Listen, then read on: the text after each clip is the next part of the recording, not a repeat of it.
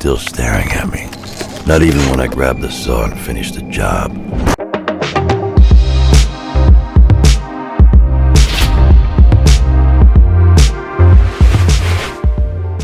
Hello to everybody out there in YouTube land. Dan here, and in today's video, I'm going to do the impossible, and I'm going to answer the question, where in the world is Carmen Sandiego? And to do that, I'm going to answer the other impossible question, where in the world is Waldo? Or Wally for those of you in the UK, or Walter for those of you in Germany, or Charlie for those of you in France. Oh, où est Charlie? Je ne sais pas. Pamplemousse. Bibliothèque. That's right, I can speak French.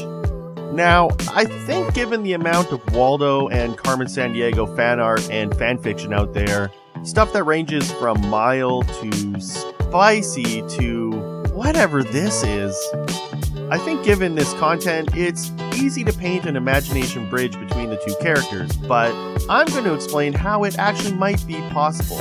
Most people probably don't know too much about either character, outside of the fact that they both like traveling and they're both hard to find. I found out recently that a coworker of mine hadn't even heard of Carmen Sandiego, and I was like, what the fuck, really? I'm only about 6 or 7 years older than him, so I don't think it was a generational thing. And this is despite her multiple computer games, the game shows, and the 90s cartoon. And Waldo, along with his vast catalog of books, also had a cartoon series from the 90s, which I actually didn't know about prior to making this video. The first time I saw a clip for it, I swore the wizard character was voiced by Rodney Dangerfield. Hey, everybody always looks for Waldo and not me. I don't get no respect. But it turns out it was actually Brad Garrett, aka the older brother from Everybody Loves Raymond. I don't get no respect, Raymond. However, both characters have now redefined themselves in the modern era of television, with both having a current cartoon series running. So, Carmen Sandiego has two backstories. The first one was presented to us in the classic edutainment computer game series and the seminal game show from the 80s and 90s. And, man, I used to love that show as a kid. In this continuity, Carmen Sandiego started as an Acme detective agent and quickly became the leading gumshoe for the crime-fighting organization. However, at some point, Carmen leaves Acme to start her own villainous crime syndicate called Vile. And while she does constantly try to steal world monuments, she's usually presented as being more of a lady thief, doing it for the kicks and the challenge, and the dinosaurs. With this genetic research and my advanced technology, I want you to make me my own dinosaur. And up until 2018, Carmen Sandiego was explicitly the antagonist of the series. But then things changed. Now, I had this theory going in my head for a while that I thought Carmen Sandiego was actually a hero, or like an anti-hero, I guess. Like, I thought maybe she had some grand altruistic reason for stealing the world's monuments, and then Netflix came out with a modern interpretation of the character where, guess what? She's a hero. And I think this is important when it comes to the potential connection between Carmen Sandiego and Waldo. Wally. Charlie. Walter. In this continuity, Carmen is brought up as a vile agent, but then decides to leave after coming to the realization of how inherently evil they are. But regardless of which timeline you go with, one thing is for sure.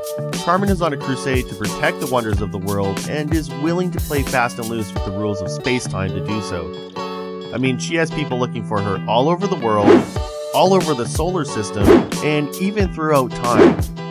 Now, Waldo's backstory is interesting. Originally, Waldo was a cross-dimensional being from a place called the Land of Waldos. But in the modern TV series, Waldo is just a preteen member of the Worldwide Wanderers Society. However, in both cases, he's sent off by Wizard Whitebeard to solve mysteries and help safeguard historical treasures and monuments, which may or may not conflict with Carmen Sandiego's motives, depending on whether or not you see her as a hero or a villain. I think the big link between the two here is that regardless of their differing methods, they both have the same goal, and that is to protect world history. So now the question becomes, how can two separate fictional universes cross over? Well, according to ancient astronaut theorists, flesh and blood extraterrestrials. Well, that's one theory, but what else? One crucial thing about Waldo is his magical walking stick. This walking stick gives Waldo the ability to travel through space and time to any place he wants throughout history, as well as any place throughout the multiverse. Now, there are many theories of how a multiverse might be arranged or might manifest. For instance, there's the idea that we live in a universe so infinitely vast that multiple Earths exist simultaneously out there in space. Another possibility is the idea that an infinite number of universes exist like bubbles in water, each separate from one another, but close enough that they might be able to interact, like in Rick and Morty and even more recently in the MCU. The important thing to focus here is the idea of the infinite, because the idea of infinite repeating possibilities allows for Waldo and Carmen Sandiego to exist in the same universe. This idea about the multiverse also means that you exist in the same reality as them, so don't be surprised if you find Waldo at the grocery store, or you wake up to the news that a lady thief in a red fedora stole the Eiffel Tower. And Waldo, don't forget, possesses the ability to travel between universes and throughout time. So it's not outside the realm of possibility that the two of them could meet. And I believe that regardless of whether or not Carmen Sandiego is a villain, she would most definitely try to use Waldo in his universe-jumping abilities in some way. Even the heroic version of Carmen Sandiego is portrayed as being calculating and resourceful, and Waldo is a resource worth using, either by appealing to his good nature or by forcing his hand a little more forcefully. Now, given the nature of modern-day copyrights, you probably won't see the two IPs crossing over. That forbidden door won't be opened anytime soon, unless it already has been opened. Now, I searched far and wide across the internet to see if that is actually true, and while I did find a few very close matches to both Carmen Sandiego and Waldo in the background of each other's adventures, I didn't find anything truly substantial. Well, that is until I came upon this Where's Waldo panel. And let me tell you, it feels real weird looking through a Waldo image and not actually be looking for Waldo. But look here, right there.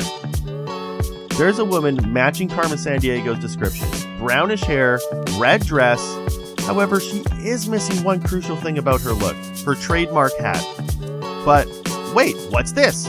She's standing right next to a stack of hats that look mighty similar to her famous trademark fedora-style hat. Could this be a young Carmen Sandiego out there to find her defining style in the background of a Where's Waldo panel? I'll let you decide for yourself. I know it's not a 100% match, but you know what? Fuck it. I'm going with it. I mean, what are the odds? You know, it's pretty fucking close. If you ask me, it's just as close as, say, I don't know, some of the shit they say on that show, Ancient Aliens. Like, I mean, come on. Just look at some of the things that show says. And, like, my theory makes way more sense than whatever the hell this is. And so, if today we're able to create a two-headed dog with 6 legs, is it possible that a similar creature existed thousands of years ago? And I say yes. And what the hell, they're still making the show? Like, goddamn, it's been over 10 years and they're still finding new fucking things to talk about. They've stretched the premise of aliens having sex with monkeys to create the human race for, what, 12 seasons now? One fascinating thing about the Renaissance is the creation of pizza. Pizza is round, and so are many of the bodies in space. And what else is round? Flying saucers. Ancient astronaut theorists believe that pizza may have been inspired by the same aliens who are the basis for Michelangelo's David. Okay, this is getting ridiculous now. Ancient Aliens has made me get way off topic. Like, all I wanted to do was make a goddamn theory video about goddamn Carmen Sandiego and Waldo. Meanwhile, Ancient Aliens is getting away with fucking I guess what I really wanted to say is that it's fun to speculate sometimes on things that are probably not true. Are aliens visiting Earth? Probably not, but it's still a fun hypothetical to discuss. I mean, what's life without whimsy, you know? But let me run a hypothetical by you. Maybe a young Carmen Sandiego is out, buying hats, as she's inclined to do. Then she sees Waldo appear out of thin air. Maybe she watches him for a while, maybe she spies the wizard around, or spots some of his friends show up. And then she realizes the potential of this mysterious character in a red and white striped sweater and matching toque, and suddenly her crusade doesn't seem so hard to pull off. Maybe she'll get her hands on that dinosaur after all. If you like this video, please like, share, and subscribe for more content. I'd really appreciate it. Thanks for watching.